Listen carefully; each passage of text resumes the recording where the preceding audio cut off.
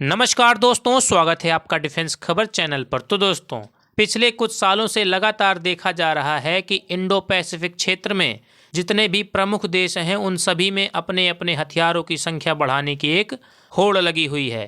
फिर चाहे वो भारत हो, चीन हो, ऑस्ट्रेलिया हो, Japan, south Korea, Philippines, Taiwan हो या इंडोनेशिया हो, ये जितने भी देश हैं इन सभी में अपनी अपनी सेनाओं के हथियार बढ़ाने की रेस लगी हुई है।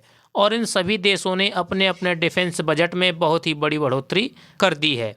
और ये सब के सब नए नए मिसाइल्स, नए नए हथियार पश्चिमी देशों से परचेज कर रहे हैं। फिर चाहे वो अमेरिका हो, फ्रांस हो, जर्मनी हो या बाकी के पश्चिमी देश, ये सभी इंडो पैसिफिक देशों को भारी मात्रा में हथियार एक्सपोर्ट करके मोटा मुनाफा भी कमा रहे हैं। अगर देखा जाए तो इंडो पैसिफिक देशों में एक तगड़ी आर्म्स रेस लगी हुई है और सभी देशों को अपने अपने आप को डिफेंड करने का पूरा अधिकार है, अपने डिफेंस के लिए हथियार खरीदने का भी पूरा अधिकार है। लेकिन ये बात भी सच है कि ये जो आर्म्स रेस इंडो पैसिफिक क्षेत्र में हो रही है, ये भविष्य के लिए बिल्कुल भी ठीक साबित नहीं होगी। उदाहरण के लिए आप रूस यूक्रेन युद्ध को ही ले लीजिए। अब सोचने वाली बात यह है कि आखिरकार इस आर्म्स रेस के पीछे कौन सा देश है और कौन से देश के कारण इंडो पैसिफिक देशों में हथियार इकट्ठा करने की होड़ लगी हुई है। भारत फिलहाल के लिए हथियार खरीदने वाले देशों की सूची में सबसे टॉप पर है, यानी भारत दुनिया भर का सबसे बड़ा हथियार इंपोर्टर है।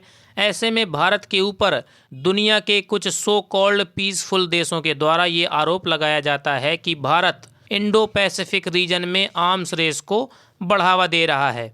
और अब इसी आरोप का जवाब देने के लिए सामने आए हैं भारत के navy chief admiral R Hari Kumar, जिन्होंने इस सब पर जवाब देते हुए कहा है कि ये जो चीन और अमेरिका की राइवलरी है, चीन और अमेरिका की जो दुश्मनी है, उसके कारण ही इंडो पैसिफिक रीजन के सभी देशों में हथियार परचेज करने की होड़ लगी हुई है। नेवी चीफ ने कहा कि अमेरिका चीन की राइवलरी अभी बहुत लंबी चलेगी, ये एक लॉन्ग मैराथन है।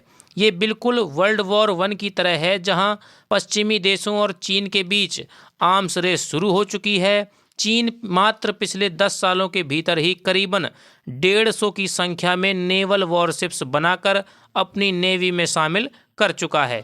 और ये इतना बड़ा नंबर है कि भारत की पूरी नेवी के वॉरशिप्स को अगर जोड़ दिया जाए तब जाकर चीन के पिछले 10 साल की बराबरी हो पाएगी।